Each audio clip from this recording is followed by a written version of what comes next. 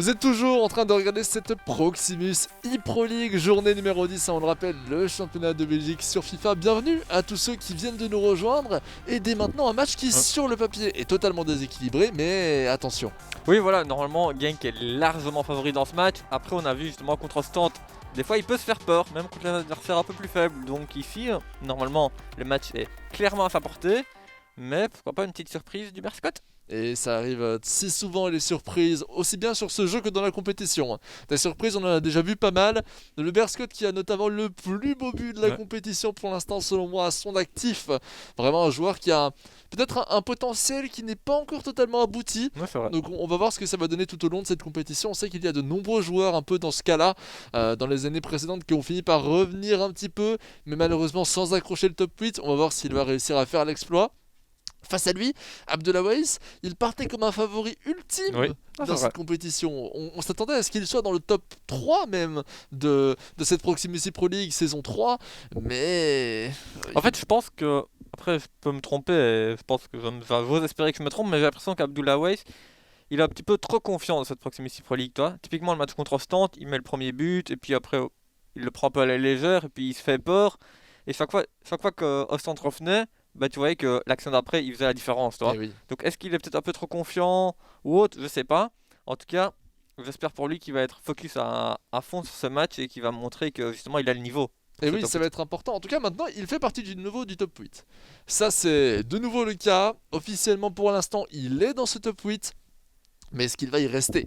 C'est plutôt la question. Et si on n'arrive pas à prendre les 3 points face à un joueur comme le Berscott, alors qu'on est 6ème au classement général et le Berscott 16ème, il y a 10 places de différence entre ces deux joueurs, eh bien ce sera un message assez fort et bien peut-être aussi un peu décevant pour Abdullah Weiss. Ah, peut-être.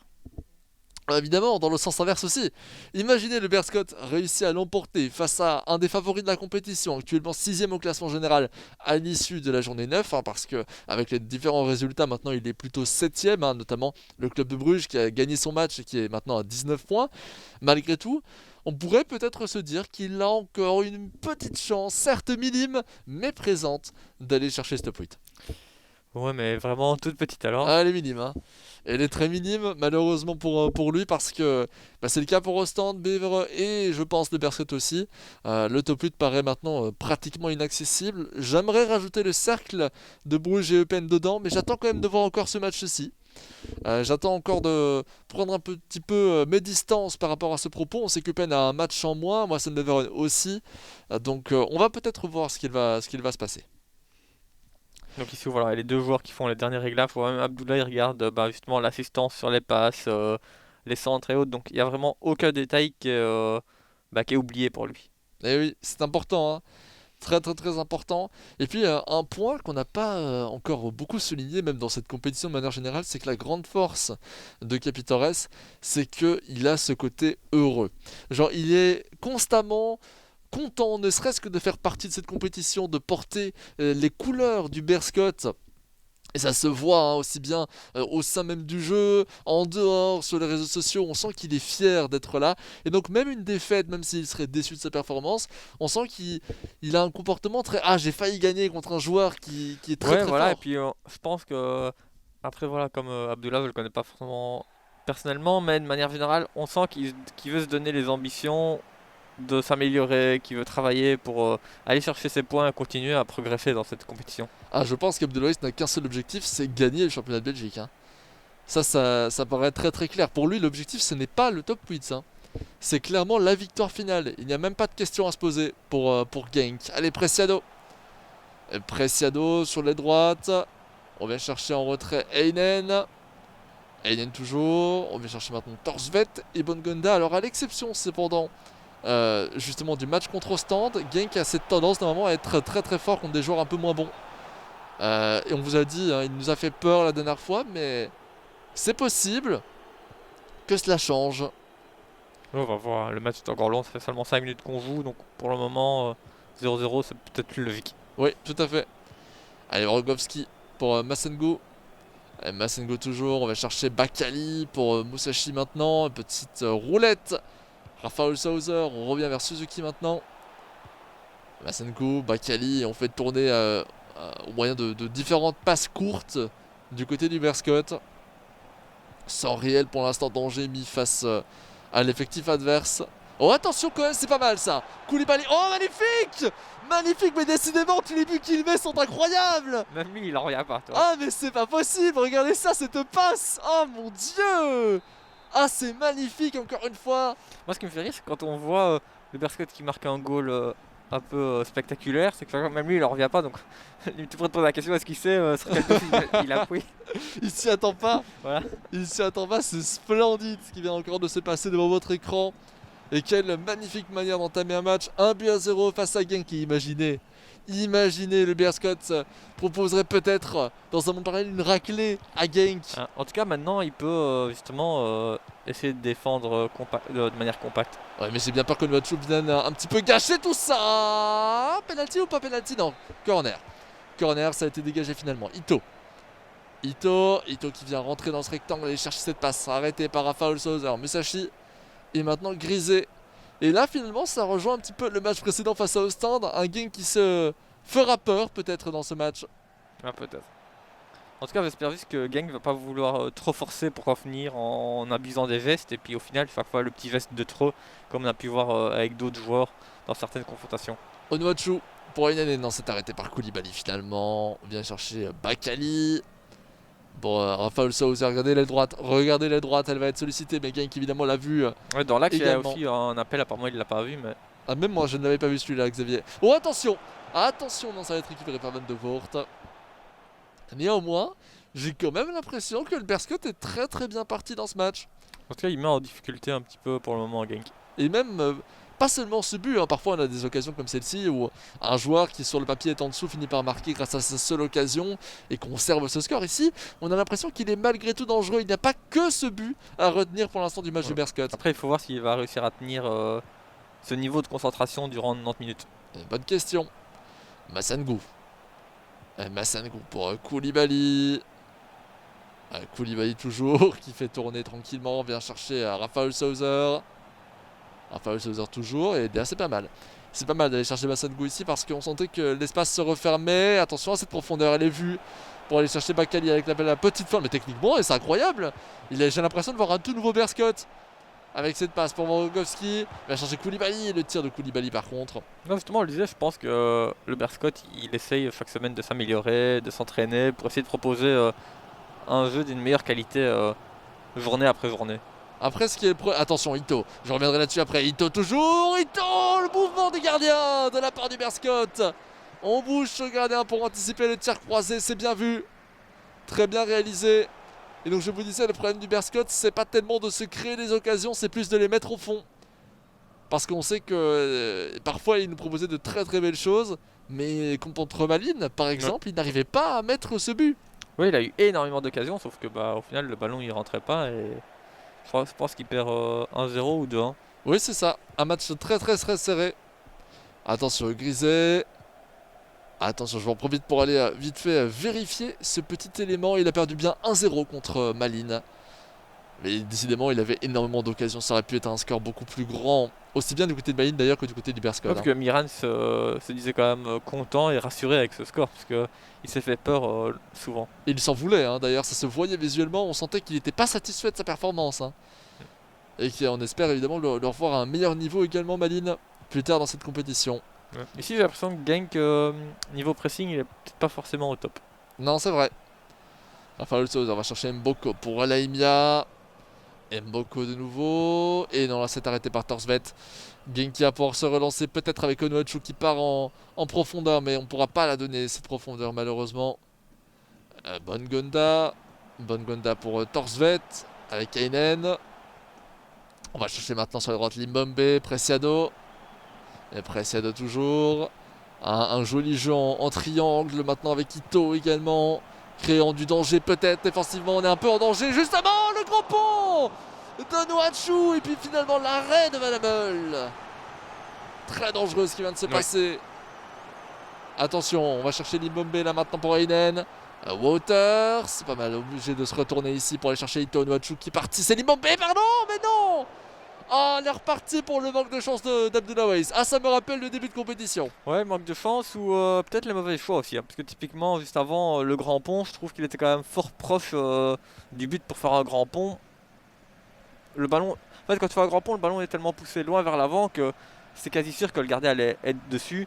Après, ici, c'est vrai que bon, ici, c'est peut-être un manque de chance, mais de manière générale, il y a une partie de manque de chance et des fois certains mauvais choix aussi. Oui, c'est possible. C'est tout à fait possible. Attention, cette profondeur qui va chercher Vorogovski. Et donc, Kwasi va reprendre ce ballon. Attention au danger, c'est la fin de la première mi-temps. Pour l'instant, le Berscott est en train de mener contre toute attente le KRC Genk. À voir comment ce match va évidemment encore évoluer. On est loin de la fin de cette confrontation entre Genk et le Berscott. Mais il part très très bien. Par contre, le danger pour l'instant, c'est évidemment le nul, hein. Et on sent bien que Genk pousse et mériterait d'être à un score de 1 but à 1. Ouais, il pousse, mais pas encore suffisamment. Je trouve qu'il laisse quand même fort le jeu à son adversaire. Après, c'est peut-être un choix tactique, hein, mais de manière générale, j'ai l'impression que même quand le Berscott. Enfin, Genk il perd 0-1, le Berscott il faisait tourner le ballon et il n'y avait pas forcément un gros pressing de Genk. Alors que tu perds quand même contre une personne qui joue bien, mais qui est 16ème du classement, tu vises le top 8, faut quand même t'affirmer un petit peu et montrer que tu dois récupérer le ballon, que tu veux faire la différence et que tu veux aller chercher la victoire. T'avais la pression là justement que 0-1, ah bah c'est pas un mauvais résultat. Ouais, c'est pas mal. Moi, je comprends ce que tu veux dire. Je comprends totalement ce que tu veux dire. Allez, Bakali vient chercher Franz maintenant pour griser 0-1. Tu l'as dit encore il y a quelques secondes maintenant. Vous ne rêvez pas, hein, devant votre écran. Le Berscott est en train de mener Genk dans un match qui pourtant paraissait totalement impossible pour lui. Et c'est pour ça que je vous annonçais en tout début de match qu'il fallait l'observer avec attention. Parce qu'on a souvent de très belles surprises, ou évidemment de très mauvaises surprises si vous êtes pour Genk, hein, évidemment. Masangu. Non, ça va être récupéré, finalement rendu même. Attention à Bakali qui peut créer du danger mais qui était en position de hors-jeu. Justement, tu vois, dans cette deuxième période, on voit les joueurs de Genk qui sont plus près des joueurs du Berscott et qui lui laissent moins faire tourner. Ouais, tout à fait. Einen avec Ito. Il vient chercher Onuachu. Onuachu qui pousse un petit peu ce ballon. Le râteau. On vient rechercher l'axe avec Ito maintenant. Limbombe. Einen. Dorsvet. Einen de nouveau. Vers la gauche avec Bongonda. Onuachu maintenant. On fait bien tourner du côté de Genk. Peut-être pour créer ce danger final. Allez marquer ce but. Non. Masangu va récupérer finalement ce ballon. Et attention parce qu'il y a des profondeurs qui sont proposées. Ah, justement sur la droite ici avec Alaimia. Alaimia qui est pressé par Uronen. Uronen qui va vite, très très vite et qui va même récupérer ce ballon. On n'arrive plus à créer grand chose dans ce début de seconde mi-temps, pardon. Non. Attention, attention par contre à ce genre de passe, hein, parce que un petit peu cassé, hein, c'est pas si. Musashi, on va chercher Rafael Souser pour de nouveau Koulibaly, Masangu, Grisé, et peut-être aller chercher les droites. Évidemment, tous les petits problèmes de latence que vous voyez depuis le début de ce match, malheureusement, ce n'est pas lié à nous. On est dans une compétition qui est en ligne, hein, vous l'avez peut-être un petit peu remarqué. Et donc, on est malheureusement face aussi aux problèmes de connexion entre les deux joueurs. Donc, ça fait partie également des problèmes liés à la crise sanitaire. Bongonda. Bongonda pour aller chercher Einen. Avec Preciado sur l'aile droite. On sent que les espaces sont fermés, quoique là, on a un espace plutôt ouvert pour Ito, hein, au moment où je vous le disais. Onuachu, la profondeur, c'est but ça. Oh non. Oh mais c'est pas possible. Il y a des actions qui doivent rentrer à 100%, Xavier. Oui, ça, franchement, je pense que ça doit rentrer. Au final, à force de rater comme ça, il va certainement s'en vouloir Genk à la fin du match. Ah, ce genre de match piège, Xavier. Oui, ça, quand le ballon il veut pas rentrer, ben après, voilà, c'est peut-être. Là, il était quand même tout seul. C'est vrai que normalement tout le monde essaierait comme ça en un temps, mais peut-être il aurait peut-être contrôlé, il avait peut-être plus le temps de contrôler, de se positionner peut-être un peu mieux, sachant qu'il a déjà eu une ou deux blagues comme ça durant le match. Ouais, c'est vrai. Tu as raison. Tu as tout à fait raison. 1-0 pour le Berscott à la 62e minute de jeu. Et pourtant, le fil conducteur de ce match laisserait penser qu'en réalité, cela devrait être un score tout autre. Au profit même peut-être de Genk, un but à 1 ou même 2 buts à 1 pour ce joueur. Mais on a le problème de concrétisation de Capitores du côté d'Abdullah Weiss actuellement. Ouais. Heureusement que justement du côté des Berscott on n'arrive pas à les mettre le deuxième non plus. Ah oui, Parce que sinon ce serait vraiment compliqué pour. Parce qu'ici il reste une demi-heure de jeu, donc pour Genk, tout est faisable. Ça Mais deviendrait évidemment, effectivement plus, très plus on problématique. avance, plus c'est compliqué, c'est sûr. Oui, tout à fait. Koulibaly pour Bakali, la profondeur, lance en Vorogowski. Et là, par contre, là, on retrouve le genre d'erreur qu'on préférerait oublier. Ouais, peut-être un petit peu de stress, un peu de pression du côté du Berscott qui fait que certaines passes sont ratées, certaines passes simples aussi sont ratées. On se sent sûrement dominé, hein. Voilà. C'est une sensation aussi un peu de gagner par... alors, je dirais peut-être pas par chance, mais en tout cas par réussite. Non, mais quoi qu'il arrive, à partir du moment où tu mènes face à un bon adversaire, inconsciemment, tu as toujours une part de, je vais pas dire de stress, mais un petit peu plus de pression supplémentaire. Que tu dis, je suis proche d'un gros résultat, il faut pas que je me plante. C'est vrai. Vorogowski, Koulibaly, oh, c'est bien intercepté par Aynen ici, 67ème. Il reste encore 23 minutes de jeu, sans compter le temps additionnel pour que Genk éventuellement revienne encore au score. Ça lance une belle prise de vitesse pour Bongonda. Bongonda toujours. Là, il est maintenant presque rentré dans le rectangle et cette passe malheureusement est jouée face à Grisé. Ça revient dans ses pieds. Attention, Onuachu qui pousse ce ballon. Attention. Tout est encore possible dans ce match. Le grand pont et Onuachu qui ne pourra pas reprendre ce ballon. Il va même sortir en coup de pied de but au profit du Berscott et de Van Hammel. Les changements tactiques qui sont demandés, proposés par Genk, je suppose, en réalité. Non, apparemment, c'est C'est le du côté du Berscott Berscott, ouais. Je pense, j'ai l'impression que. Ouais, voilà, maintenant il passe un petit peu comme on a vu le club de Bruges. Sur 5-3-2, il le passe en version très défensive avec les deux latéraux qui restent derrière en attaque, les milieux centraux qui descendent, enfin qui reviennent qui restent derrière en attaque, pardon. Donc je pense que voilà, maintenant on est un peu dans la phase. J'essaye de parquer le bus et de garder le 0-1 du côté du Berscott. Le fameux parc de bus. J'en ai souvent entendu parler hein, de cette expression maintenant devenue un peu commune parmi les joueurs dans les compétitions. L'idée qu'on va attendre très tranquillement dans le rectangle et former, bon, peut-être pas un bus au sens propre, mais on s'est compris. Et voilà, après, si t'as quand même les 5 défenseurs, les 3 milieux centraux qui redescendent, donc ça fait quand même 8 joueurs euh, qui vont normalement devoir défendre, donc il ne devrait pas y avoir énormément d'espace pour les joueurs de Genk. Oui, mais attention. Attention, on a vu qu'on faisait Ouais, quelques erreurs de précipitation c'est du ça. côté C'est du ça, et puis Berscott. quoi qu'il arrive, plus on joue bas, plus on est sujet aussi à une petite erreur, un petit compte favorable, et de ne pas pouvoir se relever après. Sanyang, souvent sollicité d'ailleurs, souvent monté hein, au jeu depuis le début de la compétition pour le Berscott. Attention à cette reprise d'Ito, Onuachu. Onuachu. Onuachu toujours revient en retrait vers Torsvet et cette passe à l'adversaire. Littéralement sur la trajectoire, il y avait Massangu avec Sanyang. Sanyang vers la droite avec Olshauser pour Massangu. Koulibaly. Koulibaly en retrait à droite plutôt disons. Ouais, il devrait peut-être jouer derrière, il y a les hommes qui sont toujours tout seuls, les défenseurs là. Mais en même temps, il y a maintenant le pressing d'Abdoulaye, c'est très clair, hein. On veut clairement empêcher les remises en défense, donc on joue Ouais, mais par tranquillement exemple, il y a sur la même beaucoup ligne. d'espace sur les défenseurs, je comprends pas pourquoi il va toujours vers l'avant, le Berscott. Alors Après, que. là, il a le ballon. Ouais, Il réussit à garder cette. voilà. Bon, il suffisait que je le dise. Il suffisait évidemment que je le dise. Ito. Ito, il y a pas mal. Oh, Massengu, le retour défensif. Ah non, par contre, si c'est pour faire un retour défensif comme celui-ci et rendre la balle à l'adversaire, c'est plutôt triste. Limbombe. Limbombe. Limbombe qui prend la vitesse, la petite feinte de frappe. On va chercher en retrait avec Ito. La deuxième feinte. Et là, on rend le ballon. Malheureusement, à Koulibaly, je pense que Abdoulaye lui-même ne comprend pas très bien ce qui vient de se passer. Faut vraiment que le Berscott reste calme et qui joue intelligemment, je pense, s'il veut garder le 0-1. Typiquement là, il peut jouer avec son défenseur central qui est tout seul et continuer à faire tourner le ballon, et là il prend peut-être des risques vers l'avant. Comme il vient de le faire avec cette reprise de Preciado. Ito, et en même temps, on manque encore un peu d'expérience hein, du côté de Capitores. Sanyang. Sanyang qui va revenir en retrait vers Koulibaly, qui feinte bien cette passe vers la droite et qui s'enferme par contre au niveau de la ligne de touche. Dom pour Bakali, 84e minute de jeu. Est-ce qu'on irait chercher la victoire du côté du Berscott? Massangu. Massangu maintenant pour Koulibaly. Koulibaly toujours en retrait vers Dom.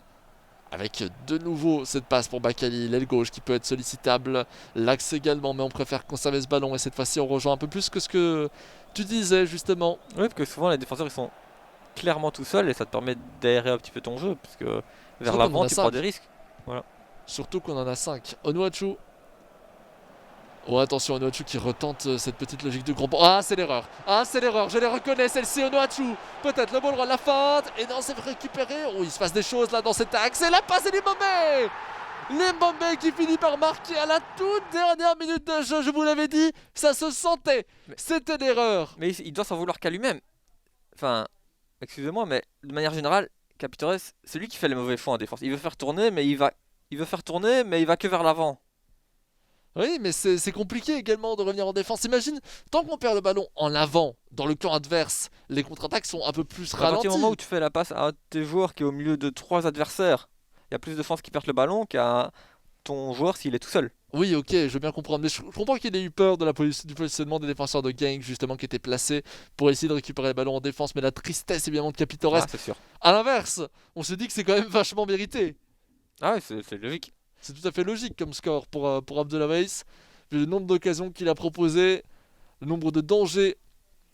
Et C'est ça. clairement logique et mérité. C'est juste que du côté d'Iverscott, je pense qu'on aurait été un peu plus intelligent dans sa possession. On aurait pu aller chercher la victoire. Ouais, absolument. Un peu sur de la réussite, mais il en faut dans le football. On revoit ce tir de Limbombe là qui n'avait aucune chance de le rater cette fois-ci. Après ces deux petites erreurs durant le match précédemment. Et attention, parce qu'on a un engagement pour le Berscott. Est-ce qu'on va quand même tenter quelque chose ou jouer le nul? En tout cas, on va jouer la dernière action, ça c'est sûr. Koulibaly. Non, on n'aura même pas le temps de la jouer cette Ouais. action. Et On va jouer il nul. rattrape le cercle au classement avec ça, je Ouais, pense. tout à fait. Il va rattraper, temporairement, hein, Oui. évidemment. Mais il y a un peu un match dans un match, hein. Bien qu'on sache que du côté d'Hyperscott, par exemple, le top 8, ça devient complexe. Eh bien, jouer justement pour rester un peu dans le milieu de classement général cette fois-ci et faire honneur à son club. On sait que pour un joueur comme celui-ci, ce sera important. Eh bien, victoire, pardon, nul entre Oui. le Berscott et Genk. Quel Un match surprenant. surprenant, oui. Mais au final, je pense que c'est plus un manque de réussite et quelques mauvais choix du côté de Genk. Parce qu'au final, il a quand même plus ou moins fait ce qu'il voulait. Il aurait peut-être pu presser un peu plus haut. Et le Berscott, au final, voilà, il a eu la chance d'ouvrir le score rapidement. Oui, Après, il a essayé de garder le score. Il a fait aussi des mauvais choix pour garder le score. C'est pour ça que Genk a réussi à revenir. Mais au final, on ne voyait pas forcément Genk perdre dans ce match. Donc, non. un match nul, c'est le moindre mal pour Genk. Oui, le moindre mal, c'est effectivement le très très bon terme utilisé par toi, Xavier, parce que malgré tout, quand on Ouais. analyse la game du Berscott, ce n'est quasiment aucune occasion du Non, match. À part une en tout début. Mais à part cela, on l'a jamais vu. non, On l'a ça. pratiquement jamais vu offensivement. C'est ça. Mais après, Genk a eu les occasions, mais chaque fois il faisait mauvais choix ou il avait un petit manque de réussite.